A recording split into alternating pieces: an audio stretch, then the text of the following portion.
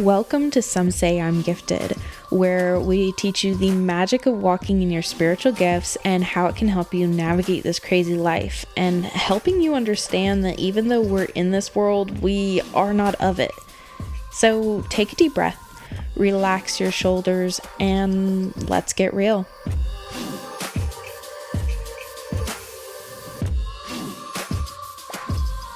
Hey guys, you caught me off guard, Morgan.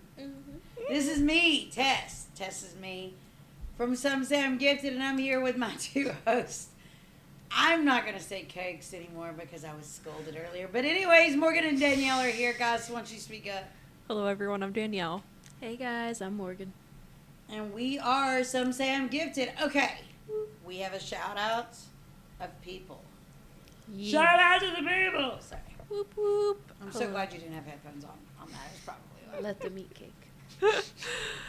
Oh my God. I want a shirt now that says that. Merchandise is coming, guys. Yes, we're working merchandise. Sorry, yes. sorry, Danielle. You You're have the floor. Who are we shouting out today? Yes, we are shouting out Marissa Rose. Thank you for commenting on our TikToks. We appreciate it. Thank you, Marissa. Thank you, Marissa. Woo! Wasn't there a show Marissa Explains It All? I don't know. I don't know. I'm pretty sure, and it had remember Sabrina the Teenage Witch, the TV show like in the 90s with the cat that talked? Mm-hmm.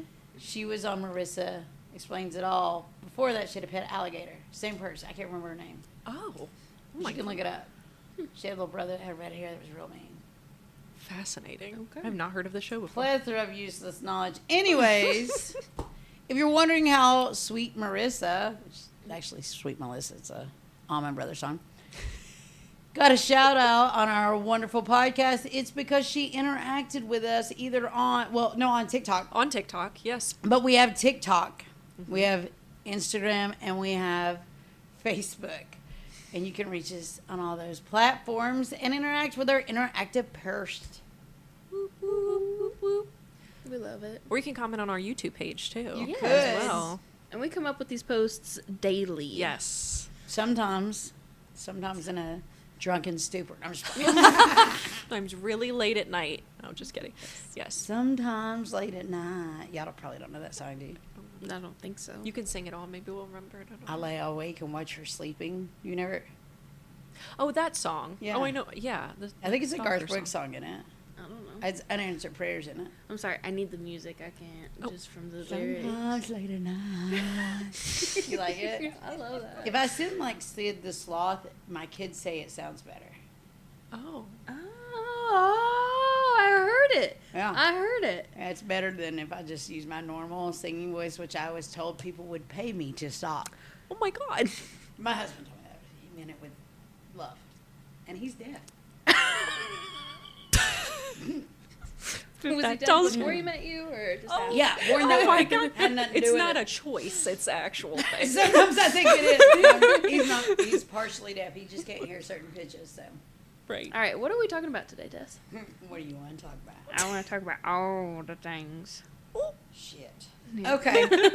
I think in my little notebook we do have some questions. I have a question for you two. Ooh, oh. Did that clap wake you up? Yes, ma'am. We're Do gonna you pop want to that know in. where the clap came from? You don't. Okay, here we go. What do you know about generational curses? Speaking of claps. Yo. Oh my God. Hello, mother. What do you know about generational curses? It's kind of a fad now. You see a lot of like other TikTok-y things being like, to break a generational curse, you have to stand on your head and spit babies out of your butt. I think I saw that TikTok. Yeah, I'm pretty sure I sent it to you. It worked for me. Did it work? No, it's fine. I sit here like my mom. All I thought about was a little sweet tray, but that's Did very you? different. Oh, it was very similar voice there. So Yeah. what do you all...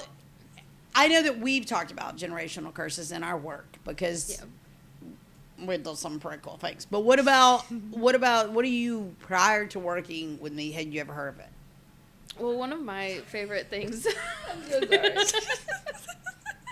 One of my favorite things that I found whenever I like first started hearing about generational curses and stuff was there's like a picture. Like if you Google breaking generational curses, this picture shows up, and it's like a grandmother yelling at a mom, like you'll never be good enough, blah blah blah, that type of thing, and then the next generation saying it to their daughter, and the next generation saying it to their daughter, and then it's this mom turns around and says, I won't say those things to my daughter. Instead, she says, you are worthy, you are great, you're going to flourish, good things. And it's like the mom's breaking the generational curses of repeating those patterns. Word. So that's your take on generational curses. That's where I initially heard about it. And before working with Yes. me. Before, Cool. Yep. Got it. But, I was just like, she knew things before me. Because my mom was breaking generational curses. She was. Yeah. She really was. Yeah. And your mom... My mom's amazing. I love my mom. Yeah. We're trying to get her on the podcast eventually. Come on, we're gonna have the capability. She will tell us to shut the fuck up. Say, sit back. Ladies, let me tell you about breaking generational. get over it and let's face some truth here. That was great. That's That's pretty fantastic. Yeah. I had not really heard about a whole lot of generational curses. Which is interesting. Sorry to interrupt, but because you're Italian. But yes, but I had not heard about generational curses, breaking generational curses, generational trauma, any of that before talking to y'all about it. The reason it's funny because she's Italian, because everything's very generational. Like this is a generational bolognese sauce. Yes, it's very generational, traditional, Yes, like all the very things much. passed down. Like Italians like talking about their heritage. They really do. Which I think is great. Yeah. It's wonderful. I love that. But in terms of like curses and anything, nothing. Never heard anything of the sort. Didn't know it existed prior to talking to y'all about it. So have you all ever heard of like curses that literally like, okay, I know it might be in a movie. Maybe it's like Sisterhood of the Traveling Pants, but I had heard about it before. Okay, for instance, I'm using this as a reference, but let's say my grandfather's brother, okay, are you with me? My grandfather's brother. My second uncle. Great uncle. Yep. Great uncle. Yep. Yeah. Second uncle sounds really weird. Great uncle. My great uncle. Okay. Okay. My grandfather's brother. So let's do the. Yeah. When they were younger, he did something he shouldn't have.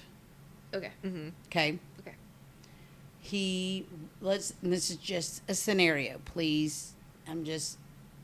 This is just a scenario. Everybody with me? So they grew up in the same household. They could have made the same decisions. Was their father, my great grandfather, was he a poophead? He could have been.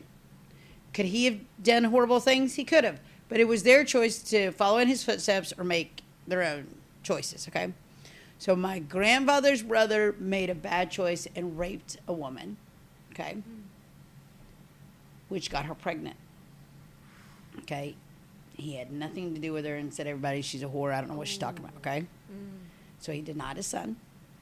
Okay, this is the no-no. He raped another woman, nothing happened. He had raped multiple, okay? This is a story. It's completely for storytelling. Yeah. This just to show generational curses if they exist, okay? Right. So then he also killed a man.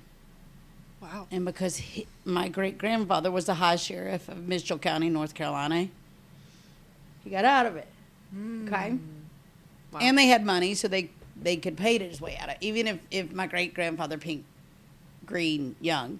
I'm using their real names. It's just a story. I'm not using my great-uncle's name because this is a fictional great-uncle. Okay? So here we go. Okay? They grow up. Because this was when they were young adults or teenagers, whatever. They get old. They get married. Mm-hmm. My grandfather gets married. His brother gets married. Okay, my great uncle. They get married. They have children. Okay, and their marriages last till they die, both of them. Okay. Okay. My grandfather had 4 kids, 1 boy, 3 girls. I want to say 13 or 14 grandchildren. Okay. Ooh, wow. Okay. My great uncle got married, had 2 girls. Both of the girls have been raped multiple times. Both of the girls have had horrible relationship things, okay? Just this is a fictional thing. Yeah. One of the girls became a rapist towards men and women. Okay. Then she died a pretty horrible death of cancer. Would you say that that was a generational curse? It sounds like it. I mean, The reason I'm using this as a story, right? What's the difference? You know what? I mean, I can tell you the only difference I see in it. And I didn't mention it. So ask questions and I'll answer them accordingly. Does that make sense? Yeah. Okay.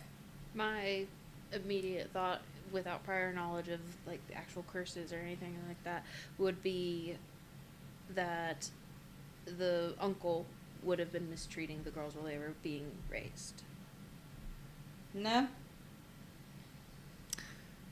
my thought would be the decisions that the two men made were different with how they wanted to live their life.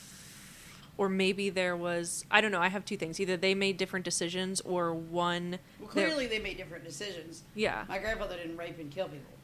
Right. But I feel like because it was their father, it probably wasn't both of them, but they had to choose what to do with that. Yeah, that's what I mean. That's that. So yes, it was in both of them, but my grandfather chose not to. Yeah. My great uncle chose to. Yeah. So tell me what the difference is.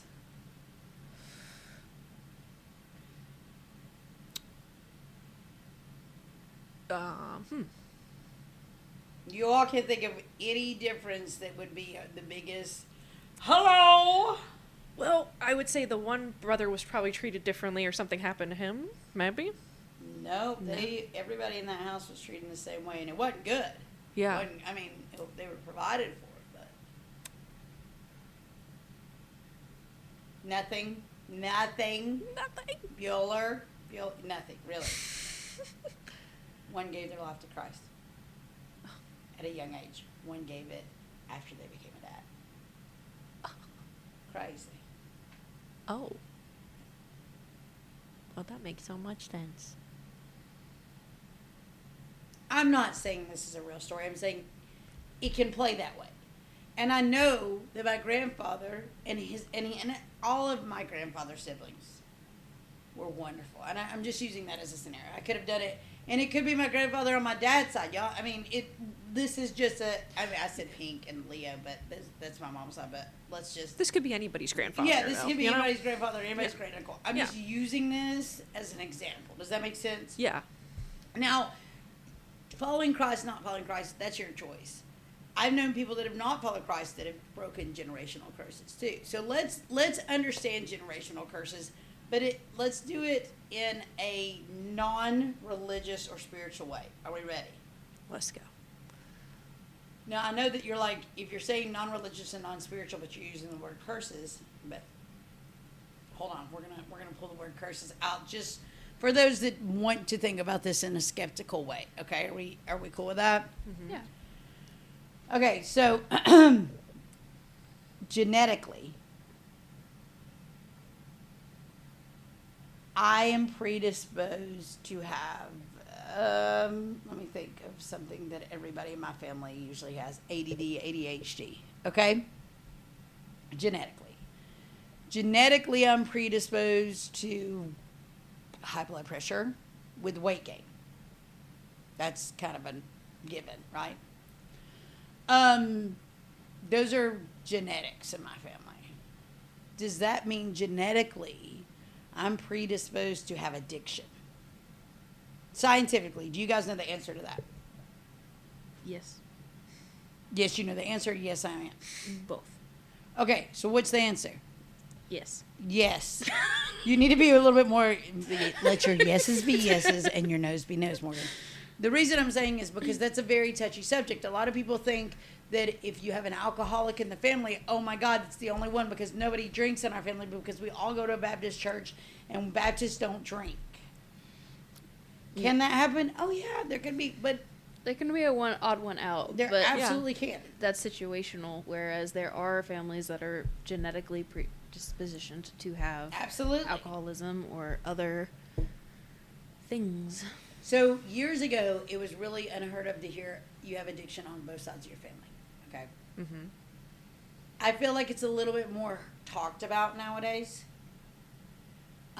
Addiction, I'm not saying it's a sin, but anytime you put anything before God, whether it's food, men, women, pornography, sex, drugs, alcohol, lust, shopping, doom scrolling. I mean, you can put anything before God in the way, because we follow Christ is how we look at it. Whatever you put before God becomes an addiction. Like we're supposed to just worship Yahweh, right? Yeshua Elohim. So, can you be predisposed to addiction? Yes. But when they start admitting things like this, it goes, wait a minute, you're telling me that if my dad had a gambling problem,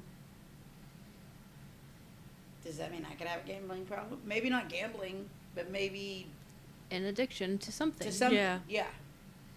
And it's now called addictive personality, right? Like y'all have heard that before, right? Mhm. Yeah. So what I tell my boys, because I'm very honest and open about my life,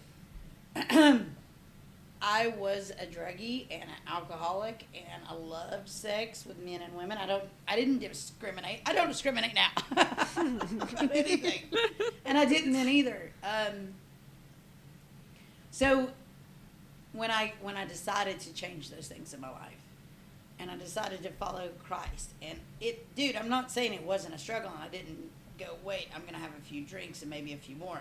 There were times in my life when I did, but the important thing is, I got it honestly on both sides of the family, from my mom's side and from my dad's side, right? But I was told at an early age, you have addiction on both sides of your family. You have to be careful where you walk. You have to be careful what you do. You have to be aware of where you go and who you hang out with. Because if you don't,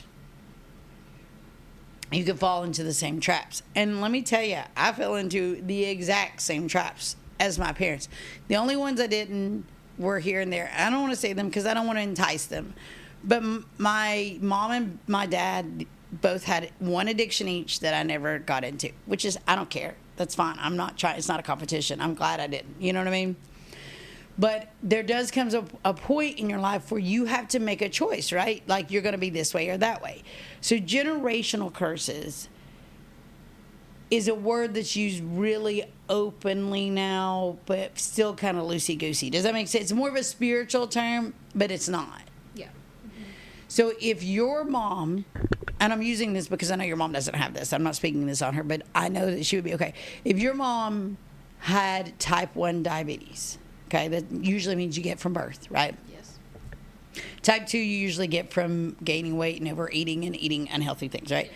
If your mom had type 1 diabetes, would that make you more likely to have type 1 diabetes? Yes. Yes, and you would watch it more, right? Yes. So when you say my mom, I know she's not, that's why, okay, was an alcoholic, I have to watch being around alcohol. It should be taken with the same level, Yes. right? Yep. Why is it not? Because people think it's a generational curse as opposed to? Well, there's also the thought that you can overcome these things with willpower, that you can willpower your way out of addiction and all these things, that you're just weak because, that's what people put on people with addictions and stuff, is that they're just weak and they don't have enough willpower to overcome it. Some of the strongest people I've ever met in my life have addictions. That's where I think that it is genetic. Oh, it Because is. people have, willpower is not the only reason, or it's not even a factor in the playing field of addiction or anything like that. Like you said, I've met a lot of people with strong willpower and, But they have addiction. They've got the willpower to go get their next fix. I mean, Heck yeah. they'll do anything to get it. Listen, if you've never met a meth head or a crackhead, there is willpower in them people. I've turned into a Baptist minister for a second. Willpower. And those people, because I'm telling you, it takes a lot of willpower to go strip copper out of wire. Yep. It takes a lot of willpower to invent something at 3 o'clock in the morning, stay up for 4 days to make it, so you make enough money to get your next little bit of meth. I'm Yep. telling you. Yep. It is not a willpower game. No, it's not. It's an addiction issue. Yes. Yeah. It is a And chemi- usually it's actually some other kind of issue, and they're using that and trying to self-medicate. Which is my favorite. And, like, why people don't look at these people and say, oh, that's just a drug addict. Why are they a drug addict? What do they need in their life? What is the lack of caused that? it. Yeah. Yeah. What's the root cause? Is it just the DNA? Is it some sort of trauma Absolutely. that happened to them? Is it, there's lots of different things that could happen to cause those things. Okay, so can we put our spiritual hat back on now? Ooh, yeah. Yours looks like a witch's hat. Thank you. But like a cute, like, fairy mushroom witch, right? Not that those things are, like, good. It's a little pointier than that. Danielle for the she just rounded third base and woo. Oh, sorry. Okay. Yeah, spiritual hat is on, Tess. Loud and clear. I hear you. Okay, Danielle, I hate to ask you, but can you read the passage of scripture that we have? Yes, I can. Okay, so we are in Exodus 34:7. You mean 347? 347. All right. I lavish unfailing love to 1,000 generations. I forgive iniquity, rebellion, and sin, but I do not excuse the guilty. I lay the sins of the parents upon their children and grandchildren. The entire family is affected, even children in the 3rd and 4th generations. So I get cold chills because that's some heavy shit. Yeah. You probably shouldn't say that when reading God's word, but it is super heavy. There's a lot in there. So you're telling me that I got to deal with, Everything from so many like, you generations understand my grandparents and my great grandparents, like turds, right? Like there was some turd action, right? Yeah. Look, I'm not perfect. Nobody is. And if anybody was, it would be me. No, I'm just playing. I'm definitely not perfect in any way. And I'm okay with that. That's what makes me perfect, is understanding that I'm not perfect. Does that make sense? Because I am. Anyways. I think what you mean to say is you're human. Oh, yeah, that. No, I'm not. But because of that, we still don't have the right to go around killing people and doing whatever we want, right? Yeah, you can say, Yeah. oh, my great grandpa Jesse killed 10 people, so that's why I'm doing it. Right. This doesn't give us that right. But the thing is, we only look at that. We don't look in the fact that, like,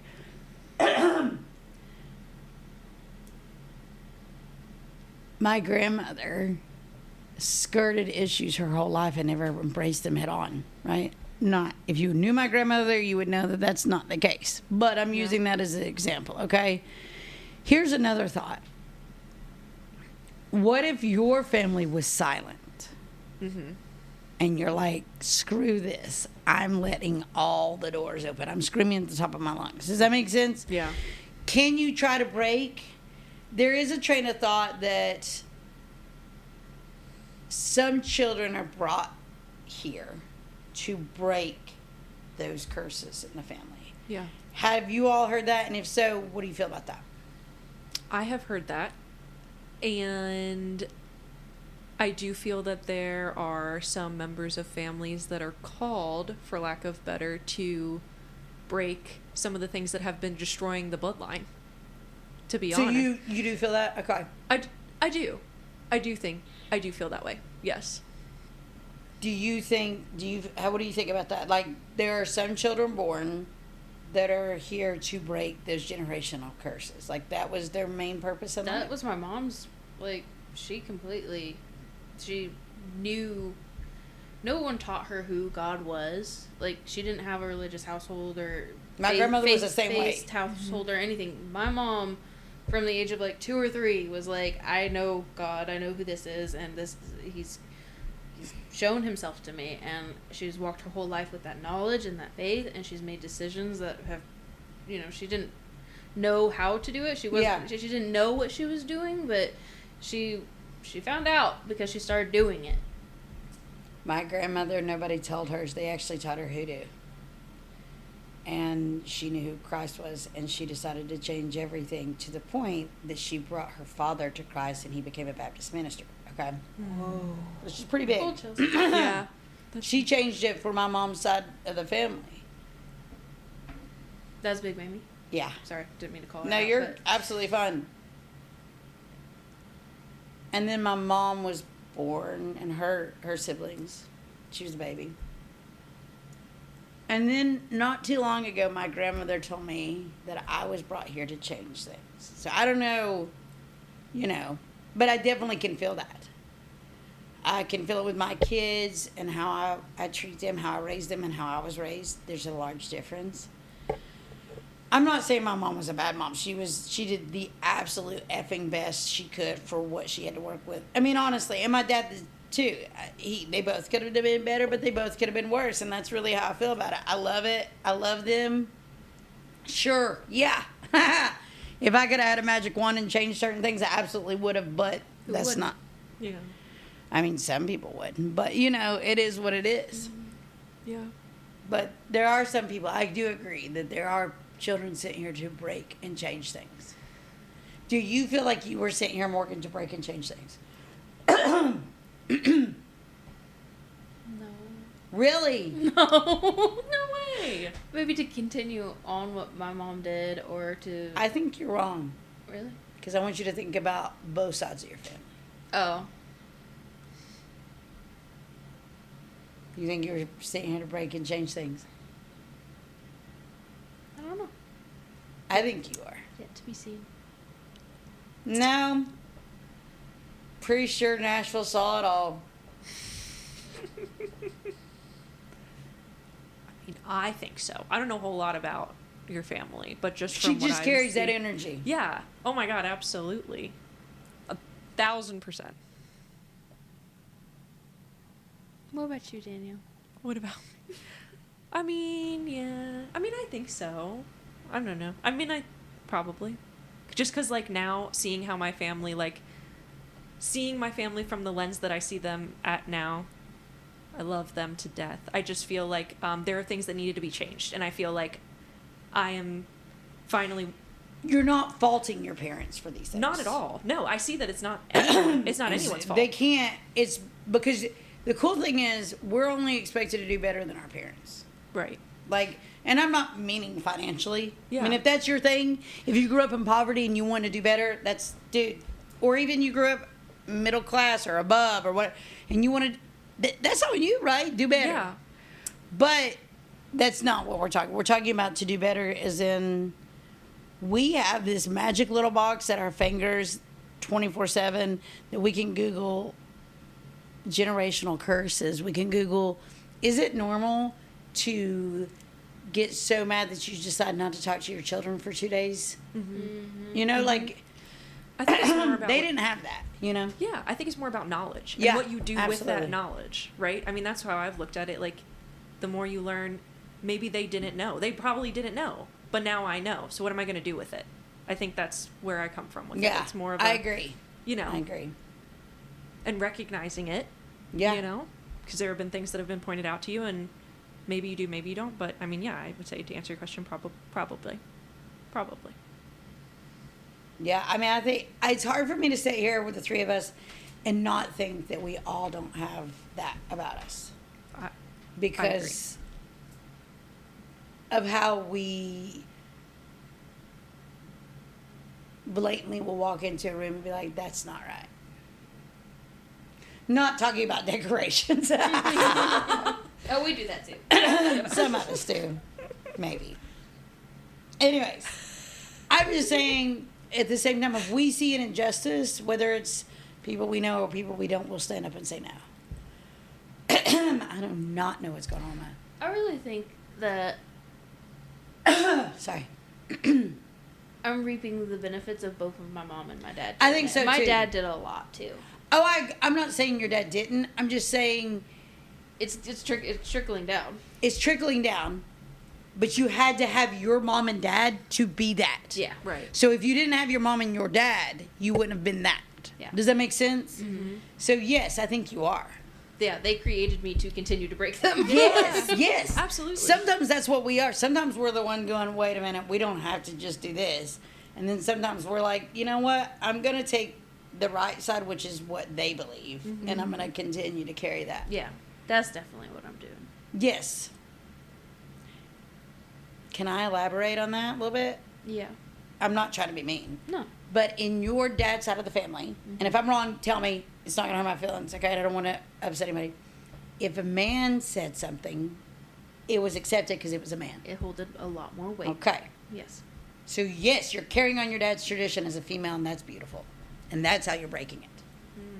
And that's one of the things that warms my heart is because there's not a gender boundary with you. And I'm cool with it. And you know what I mean? Mm-hmm.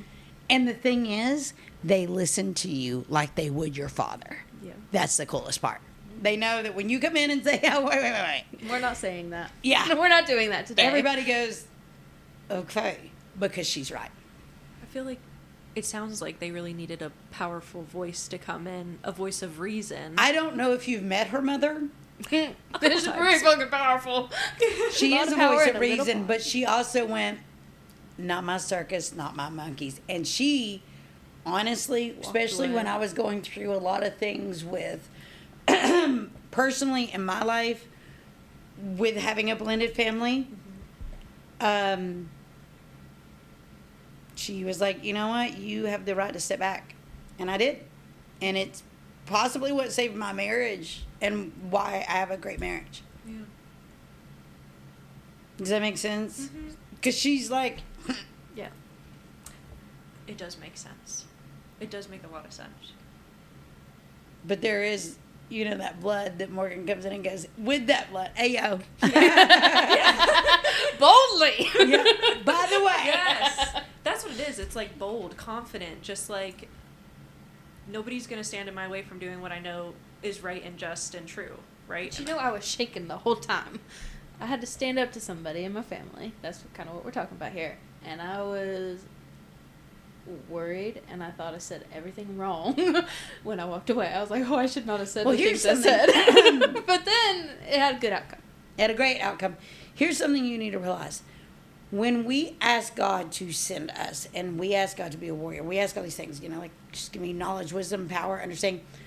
He'll be like, you asked for it, here you go, you got it. And the Holy Spirit starts coming out of your mouth, and you're like, you don't do that. And you'll feel like you're a zombie, shaking. You feel like, I give not saying, because you're not saying it right. That's right, you're not. The Holy Spirit working through you is. Yeah. And that does take another level. And when you get to that level, you'll be like, I don't know when it's going to come out, but it's going to come out sometimes. I had a very similar situation, but not with an elder. We have a blended family. We had a situation. And normally I keep my mouth shut because you want to, I'm going to step away and let you, you know. We had a situation. I don't want to get into it because I promised them that I wouldn't. But it was a situation, and before I knew it, I said, what are you doing? And my husband normally would be like, hey, I got this, don't worry. He sat down and went and motioned me to go ahead. And I said, are you aware that if this behavior happens in this house, it's the same as if it happens at your school?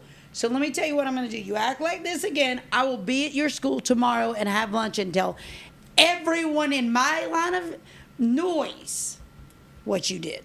And they went, what? What do you mean? Why would you do that? I was like, if you can't do this in front of people, you don't need to be doing it in our house. Do you understand me? And the fear, and I'm not trying to invoke fear, but you don't do certain things. You don't be a turd. You don't put turds in places they don't go.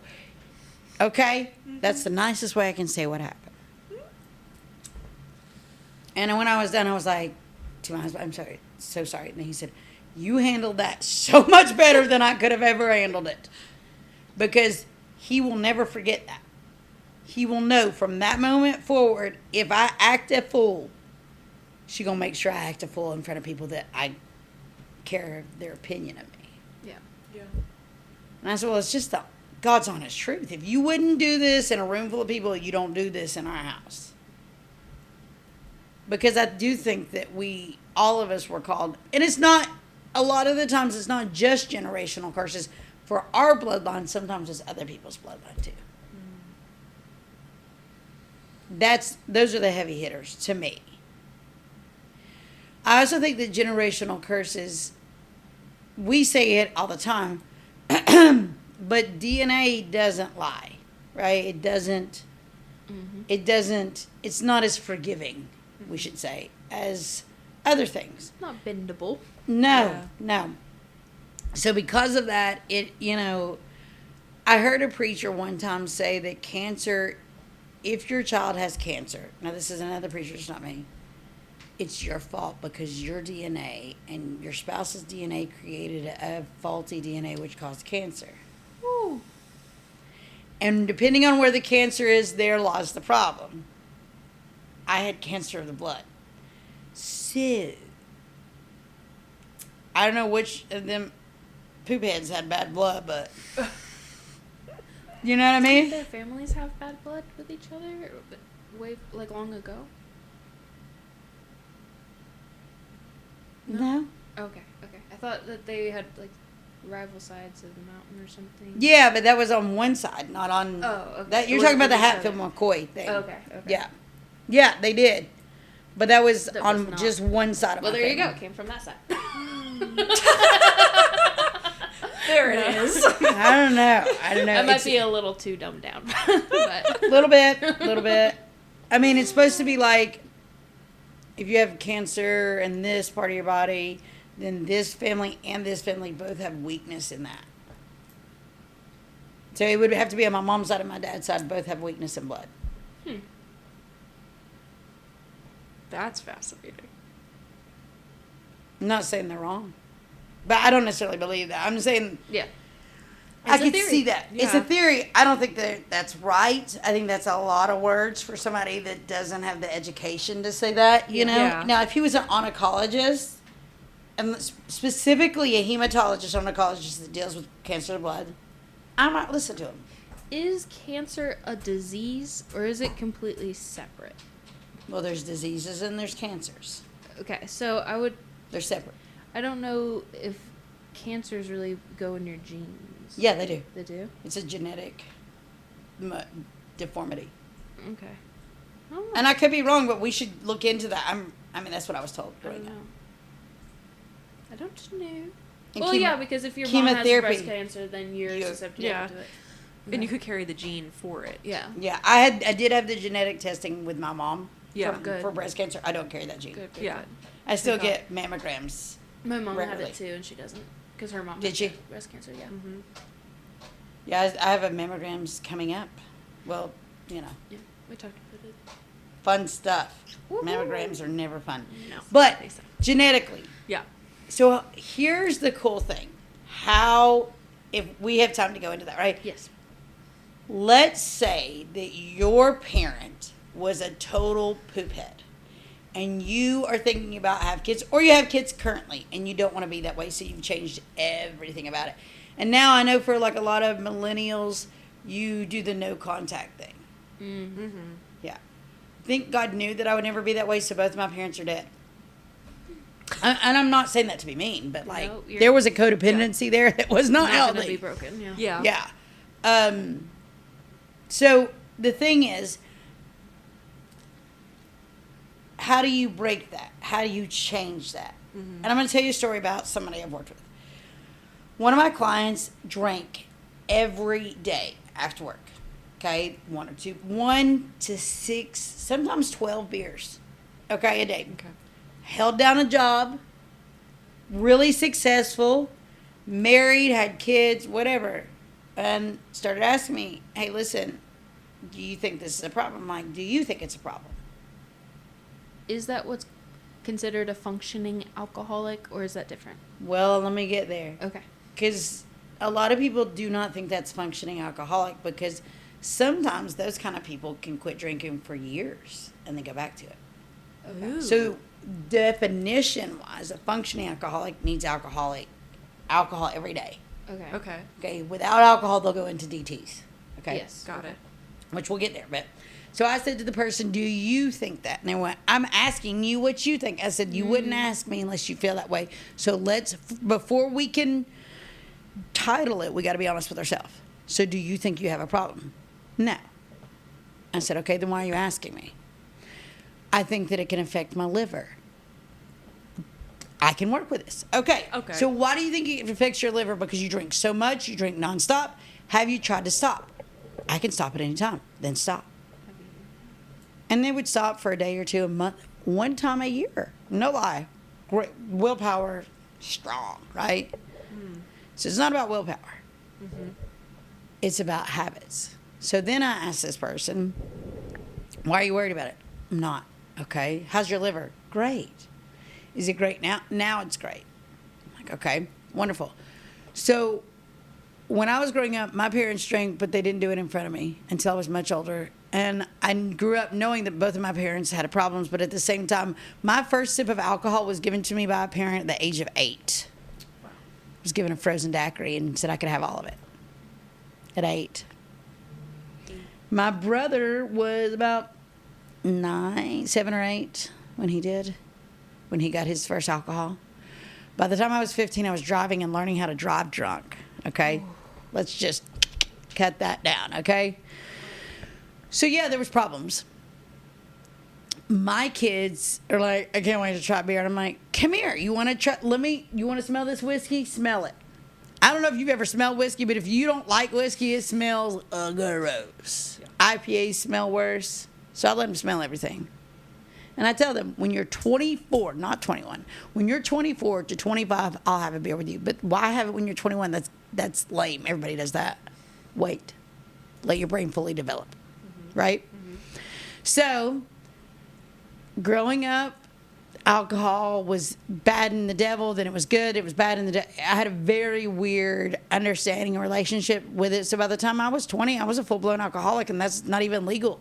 I couldn't even drink legally. I mean, I can remember slipping a bottle of Southern Comfort into my purse to take to school with me in high school. Like, I had a problem, right?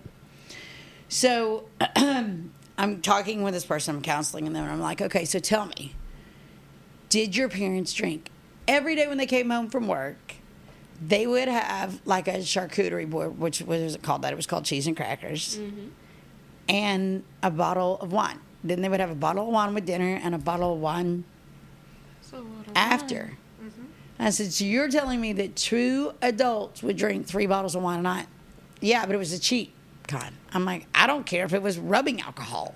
It's alcohol. It's 3 bottles a night. That's 1.5 bottles a person if we just divide it down the middle. And I said, was it always wine? He said, no, actually they would start with bourbon. Oh. So they would, when they first came home, they would have bourbon. But they were wealthy, right? Like they were upper middle class. They had jobs, careers. They were really smart people, very involved in cultural. They listened to music, but even with dinner, they listened to like classical. You know what I mean? They would go to the symphony, yada yada yada. Okay, schnooty, whatever. I don't care. But that's an issue. Yeah, absolutely. So I asked them, "Are your parents still living?" No. What happened? My father passed away because he had massive depression and anxiety, and that he ended his life. My mother passed away because she had health issues and refused to quit drinking, but she didn't really drink that much. I said, how much did she drink after she was advised to quit? And they said, roughly a day. I said, yeah, a day. Well, if it was a weekday, 2 to 3 bottles a day of wine. But on the weekends, she would have a few mixed drinks. And I would say, what's a few mixed drinks? Jack and Coke. How big? A pint glass? A tumbler? You know what? I need to know. I need to know what we're getting. I don't know. Would they go through a bottle of Jack in a weekend? Oh, she could do that in a day. So. It's just a little bit. I said, was there a time in your life that they ever quit drinking? No, because it was never a problem. And I said, it was never a problem because they never stopped. And I'm telling you, they got so mad. Because when you stop, you go through DTs. Yeah. That's not what I meant. I meant, was it never a problem because they never stopped and you didn't know that they were any different? Right. So I worked with this person a long time, and I really said, hey, listen, you can't help what your parents did. It doesn't make you a bad person. Your choices and alcohol, they didn't make him a bad person. It wasn't good for them. And maybe it expedited their death, right? And especially like with your father having depression, alcohol is a depressant. Okay, now this went on for a long time. The person all of a sudden had a realization that they were walking in the exact same path of their parents.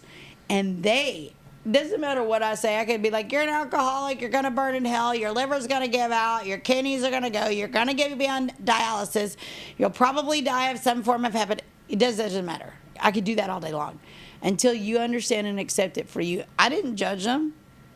I was right there with them. I'm like, dude, I'm telling you, my parents had horrible drinking problems, but I knew it. Yeah. You know what I mean? Like, I knew it. We would talk about it, right?